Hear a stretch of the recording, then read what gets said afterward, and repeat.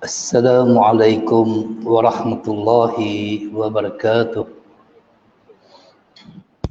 Bismillahirrahmanirrahim. Alhamdulillahi rabbil alamin. Wassalatu wassalamu ala asyrafil anbiya'i wal mursalin wa ala alihi wa sahbihi ajma'in. Allahumma salli ala sayyidina Muhammad.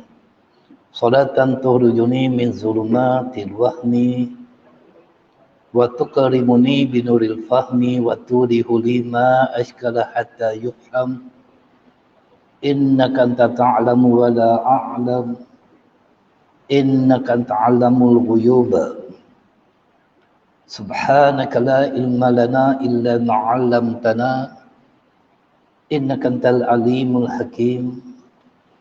Rabbi syrah li sadri wa yassir li amri wahlul 'uqdatan min lisani yafqahu qawli.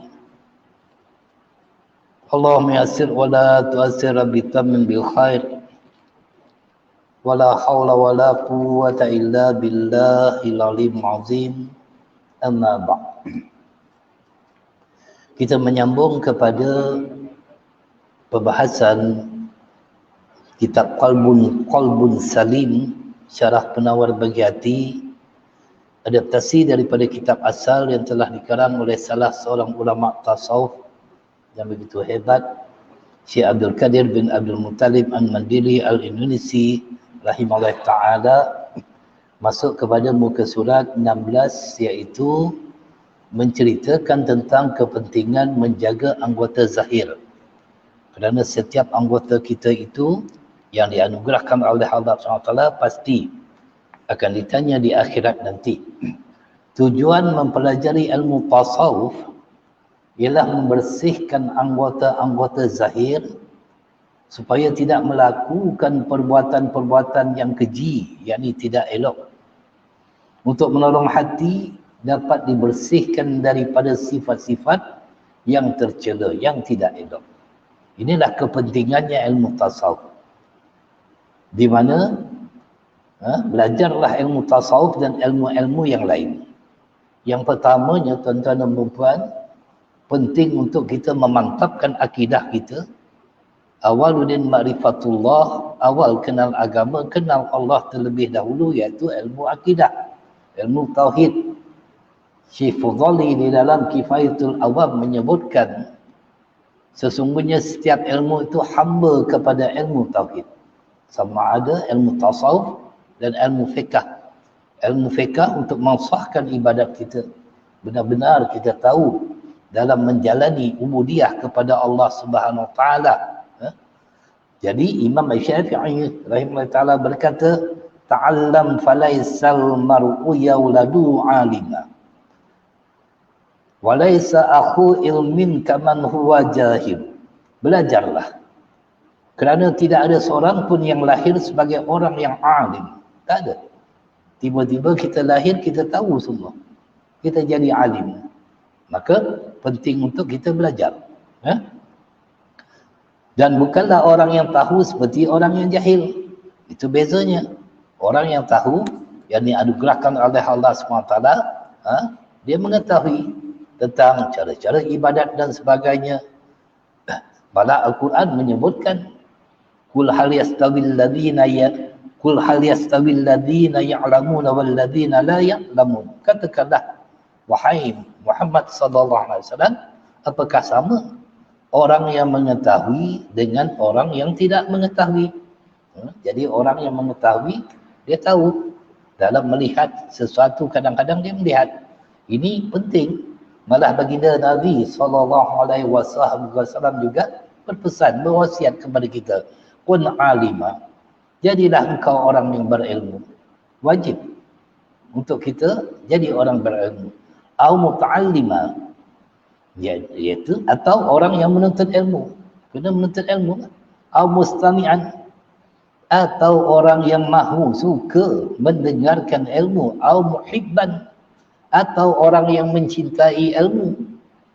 Wala takun khamisan fatahlik, dan janganlah engkau menjadi orang yang kelima, maka kamu akan binasa. Sejak bila nak menuntut ilmu ini? Utlubul ilmi minal mahdi illal lahdi. Tuntutlah ilmu. Daripada buayan sampai ke liang lahat. Ini penting dalam menuntut ilmu. Apa kata Imam Syafi'i lagi? Wa inna kabiral qawmi la ilma indahu saghirun izal taffat alaihi jahafilu.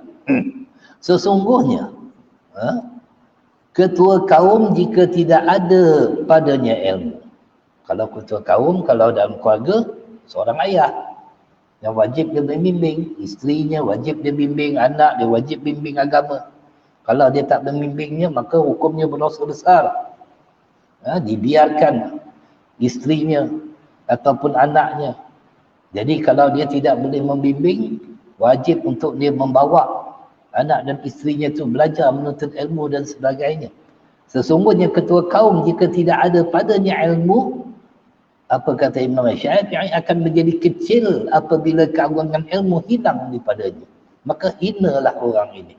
Hinalah orang ini seandainya dia tidak berilmu untuk mendidik.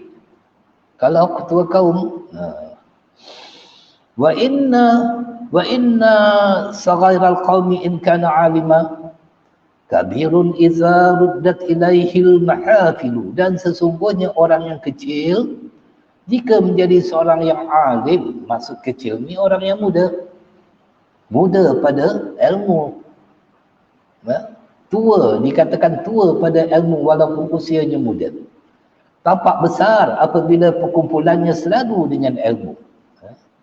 Malah ada di antara mereka itu yang begitu kecil tetapi memahami ilmu dengan sebenar-benarnya, kerana itulah yang diberi oleh Allah Subhanahu Taala. Maka jadilah dia seorang yang alim yang benar-benar. Itu sebab baginda Nabi SAW menyebutkan innamal ilmu bita'allum.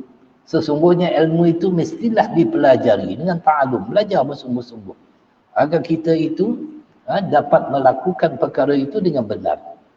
Kemudian menjadi orang alim. Menjadi orang alim pula tuan-tuan dan puan-puan, apabila disebut alim, ini perlu juga kita perjelaskan. Dalam sebuah hadis, dalam Sunan Ad-Darimi, disebutkan tentang orang alim, iaitu fa'innamal alim man amila bima alima. Sesungguhnya orang alim itu adalah orang yang beramal dengan apa yang dia ketahui. Itu baru alim. Bukan sekadar tahu ilmu. Fudail bin Iyad rahimahullah ta'ala berkata, seorang alim itu masih dianggap jahil apabila dia belum beramal dengan ilmunya. Tak cukup kalau dia hanya menghafal hadis, menghafal apa saja dengan kitabnya yang banyak, tapi tidak beramal dengan ilmu. Apabila dia sudah mengamalkan ilmunya, maka jadilah dia seorang yang benar-benar alim. Sehingga kan baginda Nabi sallallahu alaihi wasallam memberi amaran keras kepada orang yang alim. Asyaddun nasi azaban yaumal qiyamati alimun lam yanfa'u ilmu. Seberat-berat siksaan atas manusia pada hari kiamat ialah orang alim yang tidak memanfaatkan ilmunya. Allahu Rabbi. Malah di dalam Matan Zubat, Syekh Ruslan menyebutkan fa'alimun bi ilmihi lam ya'malan mu'azzabun min qabli ubadil wasan. Kerana orang alim itu mengetahui, dia tidak mengamalkan ilmunya, di akhirat nanti dia yang paling pertama sekali akan diazab oleh Allah sebelum penyembah berhala. Ini bahaya. Kalau nak jadi orang alim mesti beramal dengan ilmu. Tidak boleh. Itu sebab baginda Nabi SAW berdoa, Allahumma inni as'aluka ilman nafi'a. Ya Allah, sungguh aku memohon kepadamu ilmu yang bermanfaat. Ilmu yang bermanfaat untuk diamalkan. Saya teringat tuan-tuan dan puan-puan yang dirahmati Allah Subhanahu Wa Taala, kata-kata guru kami dulu, almarhum Datuk Ismail Kamus. rahimahullah ta'ala. Mudah-mudahan Allah SWT merahmatinya. Dia kata, akhir zaman ini ramai juga yang pergi menuntut ilmu tetapi tidak mengamalkan ilmu. Memang benar. Kata Datuk Ismail Kamus, ramai menuntut ilmu, rajin pergi menuntut ilmu. Ada ulama datang, ada berkumun pergi menuntut ilmu, tapi tidak mengamalkan ilmu, kata Datuk Ismail Kamus. Dia pesan kat saya. Malah Allah SWT benci kepada orang sebegini, sebagaimana Allah SWT menyebutkan, ya ayyuhalladzina amanu lam taqulu ma la taf'alun. Kaburat maqtan indallahi an taqulu ma la taf'alun. Wahai orang-orang yang beriman, mengapa kamu memperkatakan apa yang kamu tidak melakukannya? Dia suruh orang tahajud, dia tak pernah tahajud. Dia suruh orang baca Quran, dia sendiri tak baca Quran. Dia suruh orang berjemaah di masjid, dia sendiri tak datang ke masjid. Saya teringat juga kata-kata guru kami, Syekh Muhammad Nuruddin Al-Banjari Al-Makki Hafizullah Ta'ala. Dia kata apa? Jangan sampai orang awam lebih tahu daripada para ilmuwan untuk menghidupkan rumah-rumah Allah. Tuan-tuan. Jangan sampai orang awam lebih tahu kepentingan solat berjemaah sehingga mereka hadir untuk solat berjemaah daripada para ilmuwan. Para ilmuwan tak pergi masjid. Kadang-kadang sembahyangnya lewat. Ini kadang-kadang berlaku perkara ini. Maka Allah menyebutkan kabur ma'atan indallahi an taqulu ma la taf'alun. Amat besar kebencian di sisi Allah kamu mengatakan sesuatu yang kamu tidak melakukannya. Ini nak suruh orang, mesti kita buat terlebih dahulu. Kita mesti buat terlebih dahulu, malah beramanah dalam menyampaikan ilmu, kemudian amalkan ilmu.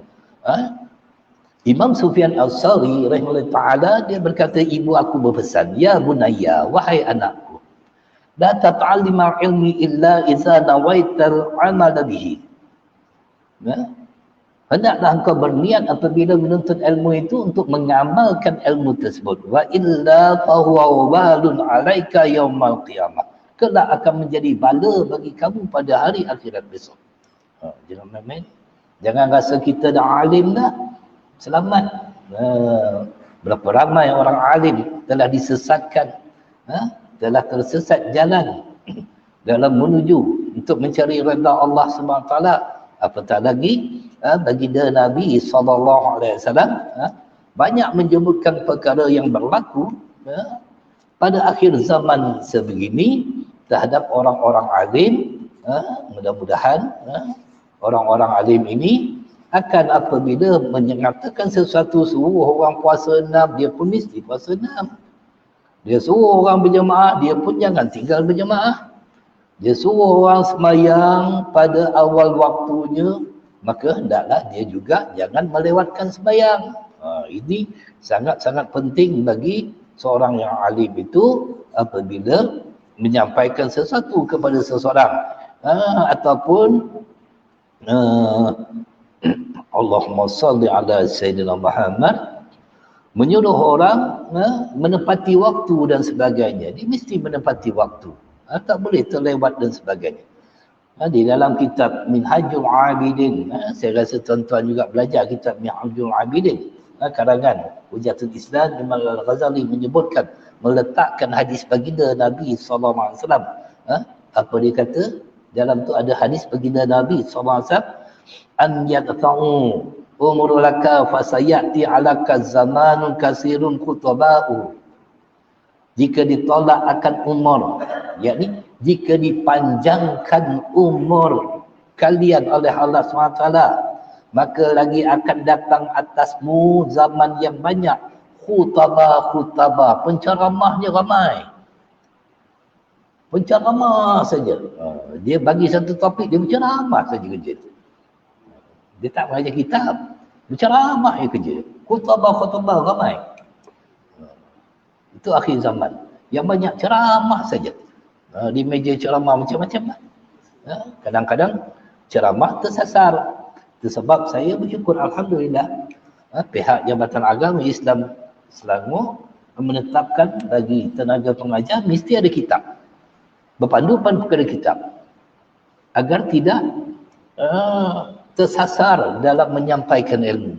Kalau tak ada kitab, segala isu semasa pun dia nak cerita dalamnya. Itu sesuatu yang tidak sepatutnya. Mesti berkitab. Ada kitab, ada panduan. Agar tak tersasar. Kalau tidak habis masuk semua tu kan. Politik masuk. Cerita harga barang masuk. Tak selayaknya. Disebut oleh seorang ilmuwan. Apatah lagi di dalam rumah Allah Subhanahu Wa Taala. Baik. Mudah-mudahan kita senantiasa menjadi orang yang beramal walaupun sedikit. Walaupun kita tak berapa alim tapi kita beramal dengan apa yang kita ketahui, itu sudah memadai.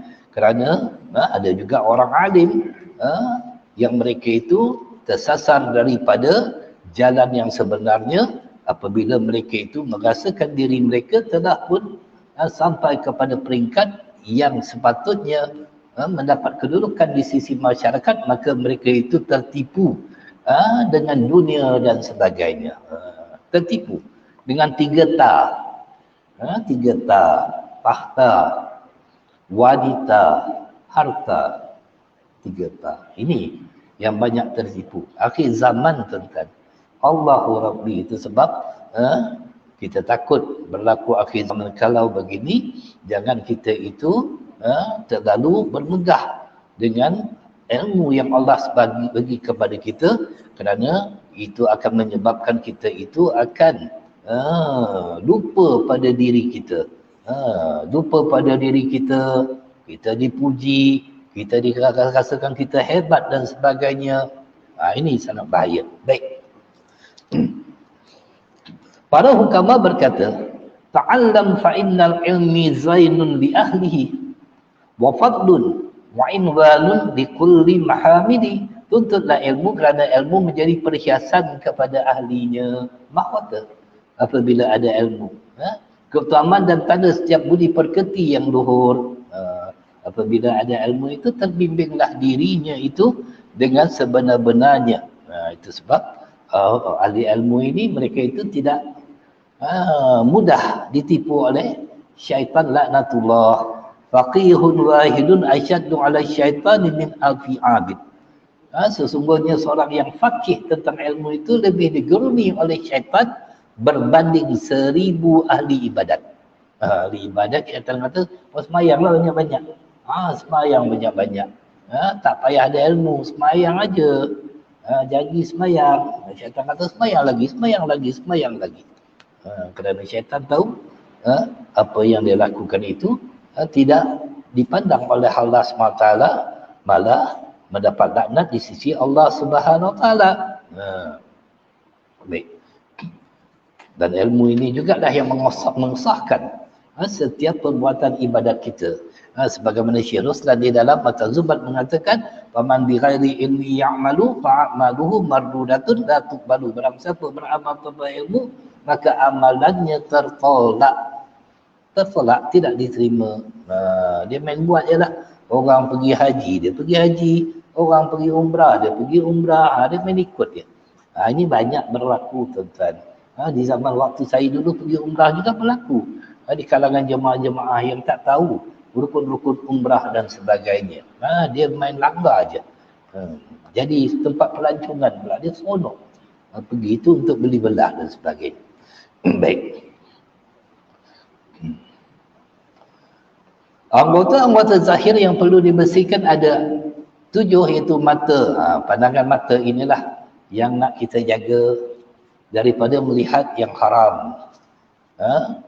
Itu sebab akhir zaman ini, bagi siapa yang tak dapat memelihara mata, lebih baik dia beruzlah lah. Duduklah rumah. Sebagaimana hadis musalsal mengatakan, fil uzlati salamah. Hanya dengan beruzlah keselamatan akan diperolehi. Selamat dia. Sebab daripada pandangan mata dah rosaknya hati. Kita berjalan ke sana kemari, kita melihat sesuatu, lalu hati kita berkata sesuatu yang tidak baik. Yang kita katakan itu terhadap seseorang. Mungkin kita melihat seseorang itu melakukan perkara yang tidak baik. Lalu hati kita berkata, apa nak jadi dengan dia ni? Rosak betul budak. Kita tak bimbing, tapi hati kita kotor. Hati kita berkata sesuatu yang menyebabkan berlaku dosa atas diri kita. Macam mana kalau orang yang kita kata itu berubah? Dia kembali ke jalan Allah. Macam mana kita nak jumpa dia, kita tak kenal dia.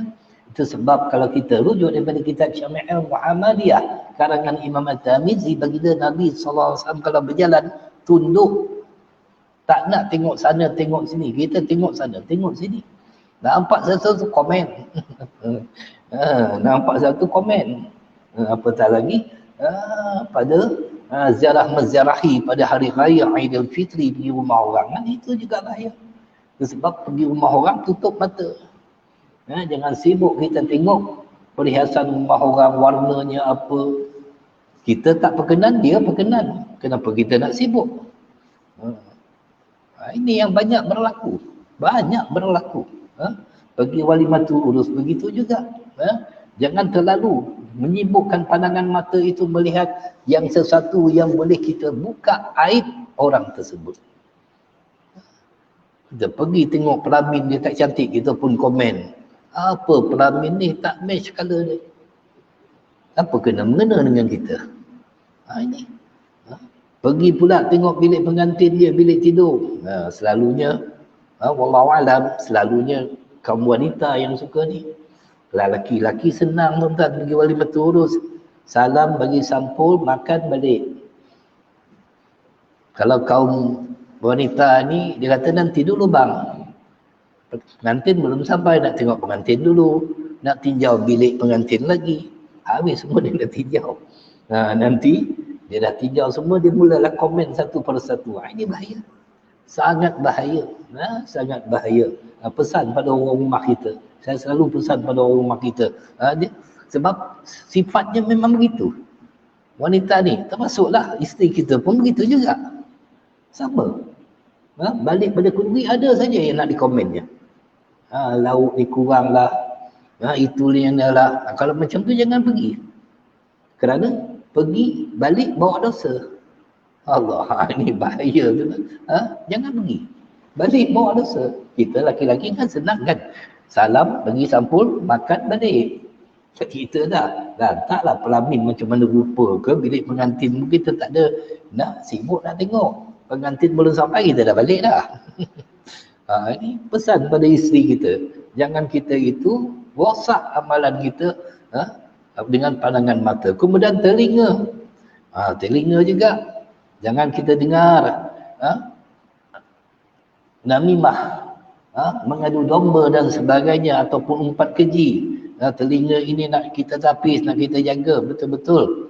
Kerana telinga ini pendengarannya sangat kuat untuk masuk sesuatu. Pendengaran lebih kuat daripada penglihatan. Buktinya macam mana tuan-tuan? Kalau kita buka TV, anak kita tengok TV, adanya azan, dia boleh hafal azan tersebut. Dia boleh hafal doa selepas azan. Sebab pendengaran. Itu kuatnya pendengaran. Dia pendengaran. Kita bacakan sesuatu kepada dia, dia hafal. Kuat pendengaran ini. Itu sebab jangan kita rosakkan telinga kita dengan mendengar umpat keji, mendengar perkara-perkara namimah dan sebagainya yang menyebabkan tidak boleh masuk ilmu.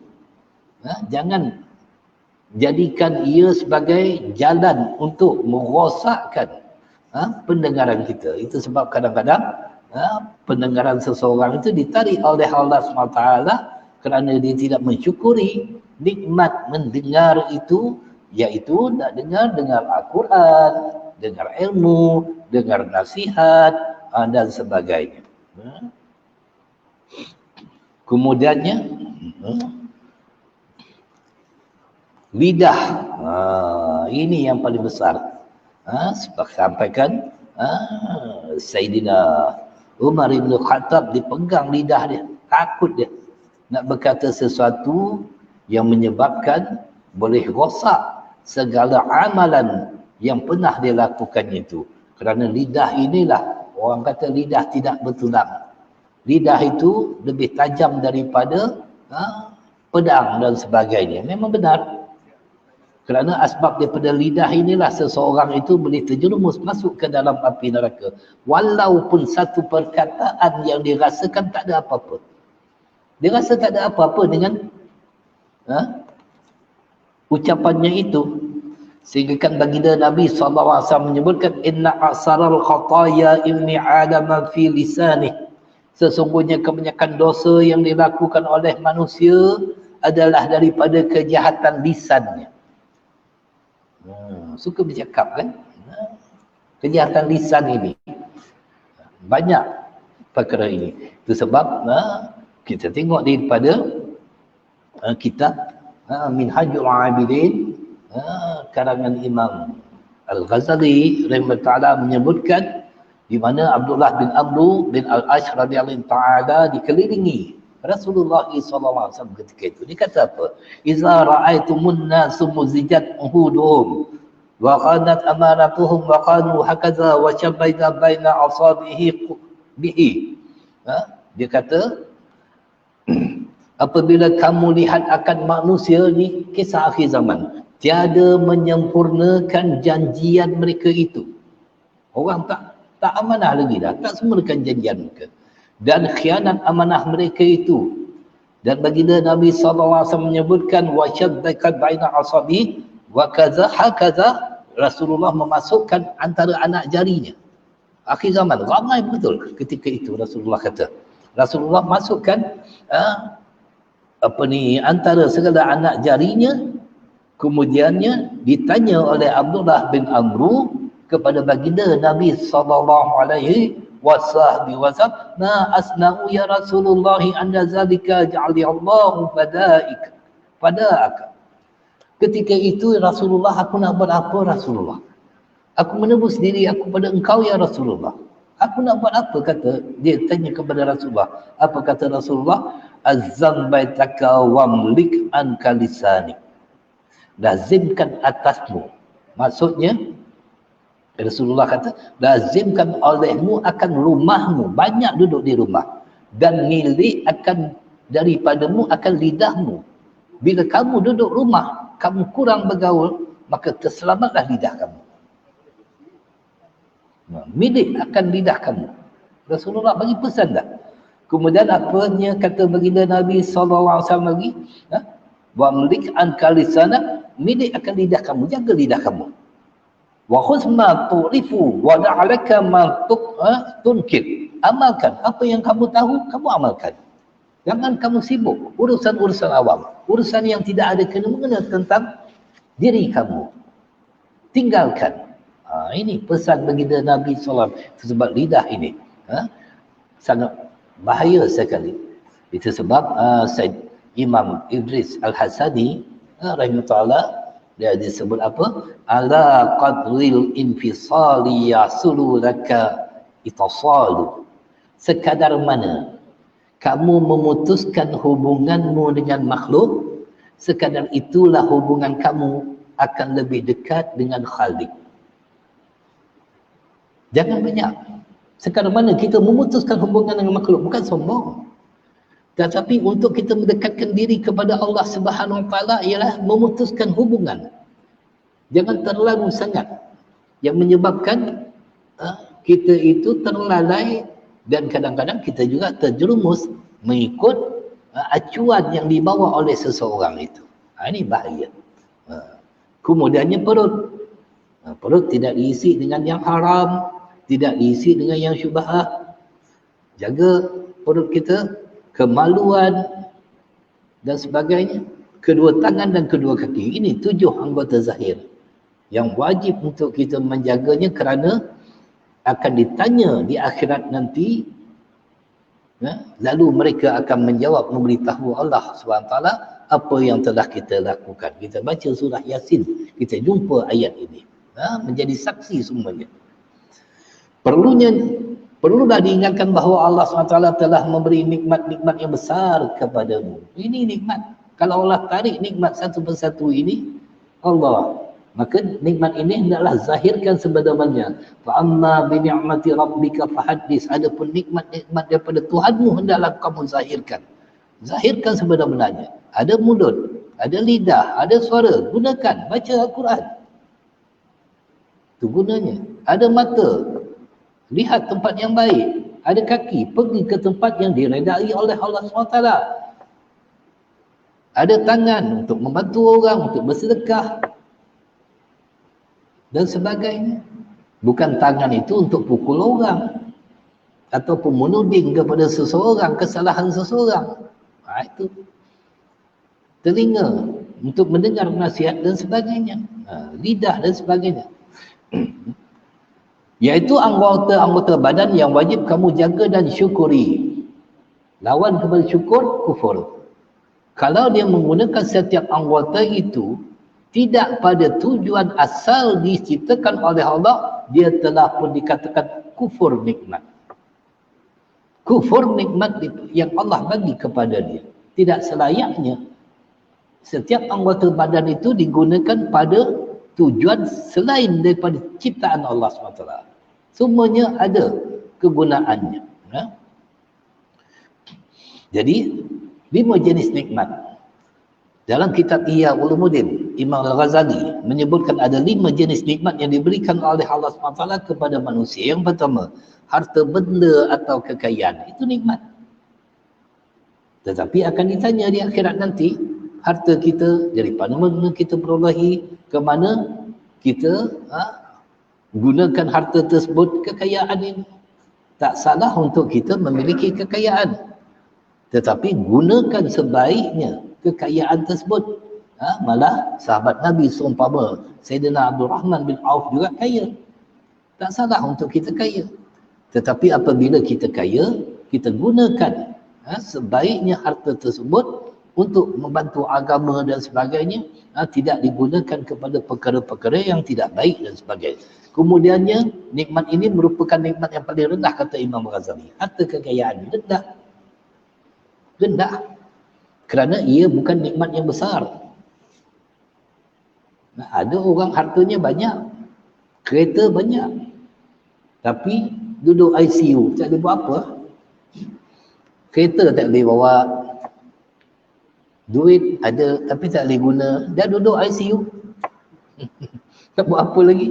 Akhirnya orang lain yang bermanfaat, orang lain yang dapat gunakan apa yang telah diusahakannya tu. Penat diusaha, orang lain yang untung. Itu sebab tuan-tuan, berhati-hati. Kita kadang-kadang usaha segigi-gigi, orang lain pula yang dapat untungnya. Allah. Kedua, kesihatan, kata Imam Al-Ghazali. Ia tidak boleh diukur dengan lebih berharga jika dibandingkan dengan nikmat kekayaan. Lebih baik sihat daripada ada harta tidak sihat. Ataupun dia itu tidak mempunyai harta tapi sihat. Sihat ni macam mana? Boleh buat apa saja. Nak semayang boleh, nak makan boleh. Apa saja dihidangkan makan, semua dia boleh makan. Daripada orang yang berharta tadi itu, banyak penyakitnya. Hidang ni tak boleh gout, ini tak boleh darah tinggi, ini tak boleh. Akhirnya makan bubur je. Duit banyak, makan bubur. Yang tak ada duit tadi tu, makan nasi daun pisang sampai 2 kali tambah. Tak ada apa. Sihat badannya. Tuan-tuan nak yang mana satu? Sedang beribadat, walaupun duit tak ada tapi sihat, itu lebih lagi berharga daripada harta. Salah seorang hamba Allah SWT diuji oleh Allah SWT, hanya tak boleh menitiskan setitik pun air kencing. Sakit tuan-tuan. Ditanya kepadanya, sanggup tak engkau mengorbankan segala harta engkau hanya untuk mengeluarkan setitik air kencing yang engkau menanggung kesakitannya? Dia sanggup. Sebab itu lebih nikmat lagi. Nikmat keluar itu lebih lagi daripada nikmat yang masuk. Jangan itu sebab orang yang sakit itu dia sanggup berubat beribu-ribu, habis duit nak sihat. Sanggup dia berubat, keluar duit sampai ada yang bergolok bergadai nak sihat. Daripada ada harta tapi tak sihat. Ketiganya, sempurna anggota tubuh badan dan panca indera. Di saat kita diciptakan oleh Allah SWT, Nabi Adam alaihi salam melihat anak cucunya, ramainya anak cucu aku. Ada yang sempurna anggota badannya, ada yang tidak sempurna yang dicipta oleh Allah. Maka dia bertanya kepada Allah, kenapa begitu?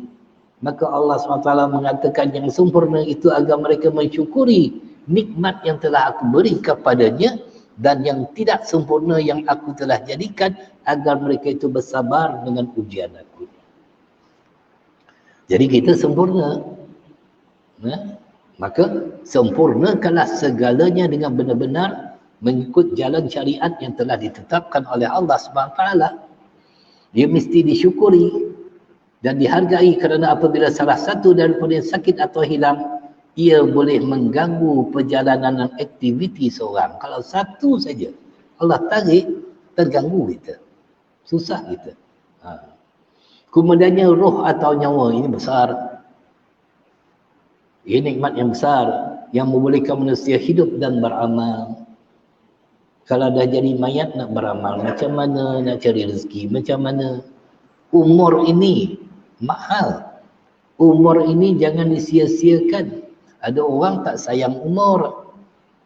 Dia bawa motor laju-laju, berlumba, dia tak sayang pada umur.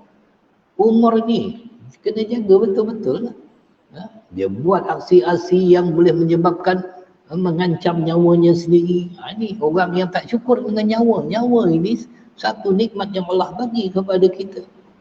Kemudiannya yang kelima, iman dan Islam. Nikmat yang paling besar dibandingkan dengan semua nikmat. Apa guna ada nyawa tapi tak ada iman, bukan orang Islam? Apa guna kaya tapi kufur, tidak mendapat nikmat iman dan Islam? Itu sebab kita bersyukur, tuan-tuan. Allah SWT melahirkan kita sebagai orang Islam, hasil daripada warisan zuriat keturunan ibu dan ayah kita Islam, dan dicampakkan paling tidak pun sekelumit iman di dalam hati kita, sehingga kan kita dapat mengucap 2 kalimat syahadah. Kerana orang beriman ini walau macam mana berdosa sekalipun akhirnya akan masuk ke dalam syurga. Dan Allah SWT kasih kepada orang beriman, sehingga kan Allah banyak menyebutkan ya ayyuhalladzina amanu, wahai orang-orang yang beriman. Maksud beriman ini, dia telah pun sah syahadahnya dengan 2 kalimat syahadah. Walaupun dia itu tidak beramal, tetap juga dia beriman. Itu sebab mereka yang kadang-kadang meninggalkan amalan-amalan seumpama sembahyang dan sebagainya, tak boleh kita hukum dia sebagai orang kafir. Dia tetap bagi orang beriman. Kerana ada dua kalimat syahadah di dalam hatinya itu. Tak boleh kita hukum. Kadang-kadang orang faham hadis secara literal. Orang yang meninggalkan sembahyang itu hukumnya kafir. Bukan kafir maksudnya kafir seumpama orang yang tertutup pintu hati ataupun menolak kepercayaan kepada Allah. Yang dimasukkan di dalam hadis itu orang ini kufur nikmat iman dan Islam. Itu sebab berhati-hati dalam kita menghukum. Tak boleh kita kata orang tak sembahyang kafir. Itu kadang-kadang bahaya. Tidak selayaknya untuk kita mengkafirkan seseorang itu. Kita bukan tugas kita. Itu tugas qadi. Bukan tugas kita mengkafirkan seseorang. Itu tugas qadi sampai dibawa ke qadi. Apabila dia mati, kalau benar-benar nyata kekafirannya, barulah qadi yang memutuskan, bukan kita yang memutuskan. Pada hari ini orang suka mengkafirkan seseorang dan sebagainya. Sangat bahaya. Allahu Rabbi. Baik. Kemudiannya faedah sujud syukur kerana dianugerahkan fizikal yang semula. Ketika melihat orang yang mempunyai kekurangan dari segi fizikal seperti buta atau pekak, tidak boleh mendengar ataupun tidak boleh melihat lain-lain, maka sunat untuk kita membaca alhamdulillahillazi afani mimma btalaka bihi wa faddalani ala katsirin mimman khalaqna tafdila. Segala puji bagi Allah Subhanahu Wa Taala yang telah mengafiatkan aku. Pujilah Allah. Allah yang dah bagi kita sihat. Daripada apa yang Allah SWT telah mengujimu kepada orang yang buta tadi, kepada orang yang pekat tadi itu dengannya. Dan telah memberikan kelebihan kepadaku dalam kalangan ramai yang telah dia ciptakan. Itu wajib kita untuk bersyukur dan memuji Allah Subhanahu Wa Taala ini sangat baik. Kerana apa? Ia lebih lagi dipandang oleh Allah Subhanahu Wa Taala daripada orang yang berdoa.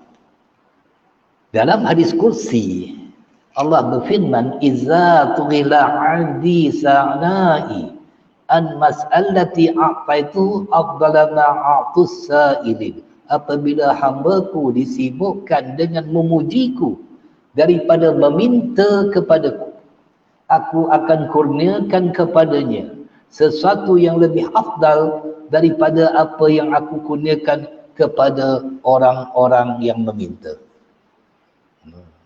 Kita tak payah minta sebenarnya, Allah bagi. Allah kurniakan. Segalanya telah dikurniakan oleh Allah Subhanahu Wa Taala. Itu sebab jangan kita risau tentang dunia ini. Semua telah ditetapkan oleh Allah. Innallaha ala kulli syai'in qadir. Allah berkuasa atas tiap-tiap sesuatu. Allah lah yang menentukan urusan kita. Allah lah yang akan menetapkan rezeki kita dan sebagainya. Tak perlu kita untuk menyibukkan diri untuk memikirkan perkara-perkara yang telah ditetapkan oleh Allah Subhanahu Wa Taala. Itu keyakinan yang benar-benar kita yakin bahawa setiap apa itu adalah Allah lah yang menguruskannya. Allah lah yang telah menetapkan untuk kita. Itu sebab subhanallah, Imam Ibn Athaillah As-Sakandari dia menyebutkan apa tuan-tuan? Arih nafsaka minat tadbir fama qama bihi ghairuka anka la taqum bihi li nafsik. Istirahatkan dirimu, fikiranmu daripada kerisauan mengatur keperluan duniamu. Sebab apa yang sudah dijamin diselesaikan oleh lainmu, tak usah engkau sibuk memikirkannya. Allah yang menguruskan. Tapi kita usaha. Tapi jangan, apabila tak dapat, jangan kita risau. Usaha tetap usaha. Jangan kita itu merasa diri kita itu makam wahbi. Makam wahbi ni apa tuan-tuan? Makam wahbi ni hanya Allah berikan kepada orang-orang tertentu, tu apa berusaha dia dapat. Tapi kita bukan makam tu. Kita ni kena usaha. Kerana Allah berfirman, kullu yaumin huwa fi sya'. Tiap hari, tiap saat dia Allah menentukan urusan. Allah yang menentukannya. Tapi wajib untuk kita berusaha. Jangan kita duduk saja. Lepas ni tak payahlah pergi kerja, duduk kat rumah, petang saja dah pegang tasbih, zikir. 3 hari, innalillahi wa inna ilaihi raji'un. Meninggal dia. Dia tak usaha. Tak keluar cari kerja dan sebagainya. Tak boleh. Wajib untuk kita berusaha. Kita ahli sunnah wal jamaah dituntut untuk berusaha. Tetapi apa yang telah ditentukan oleh Allah itu, itulah bahagian kita. Itulah bahagian kita yang kita dapat. Baik. Bagaimana firman Allah SWT untuk kita mensyukuri nikmatnya? Kerana kita baca tiap-tiap malam Jumaat kan, malam Jumaat kita baca surah Yasin. 1 minit lagi. Kalau kita baca surah Yasin tu patutnya kita takut tuan-tuan. Al-yawma nahtimu ala afwahim wa tukallimuna aydihim wa tashhadu arjuluhum bima kanu yaksibun. Pada hari itu kami tutup mulut mereka. Maksudnya Allah menghalang kita daripada bercakap besok. Kedua tangan mereka memberitahu kami dan kaki mereka menjadi saksi terhadap apa yang mereka telah usahakan di dunia. Semua menjadi saksi besok Allah. Setiap anggota badan akan bercakap menyebut pertanyaan jahat yang dilakukan semasa dunia. Sebagaimana Allah berfirman juga. Saya tengok jam 22 saat tadi. Kejap. 1 ayat lagi.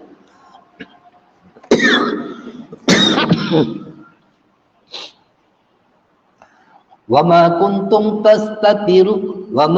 كُنْتُمْ تَسْتَتِرُونَ أَنْ يَشْهَدُ عَلَيْكُمْ سَمْعُكُمْ وَلَا أَبْصَارُكُمْ وَلَا جُلُودُكُمْ.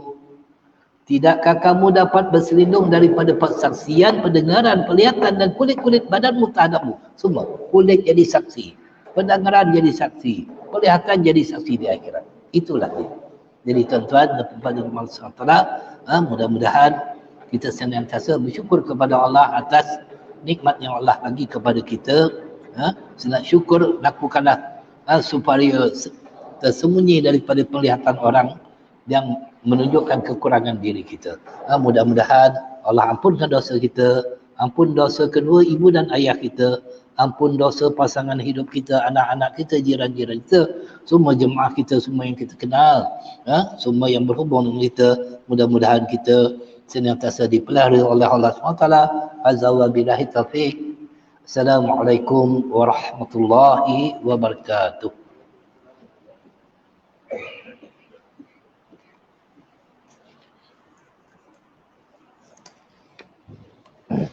Last tu terbatuk pula. Terbatuk tadi. Terima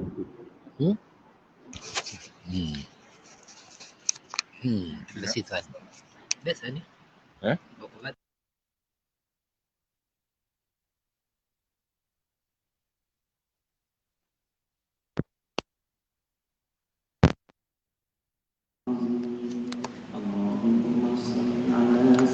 Ustaz makan Ustaz di dalam belakang. Makanan Ustaz. InsyaAllah. Terima kasih ya.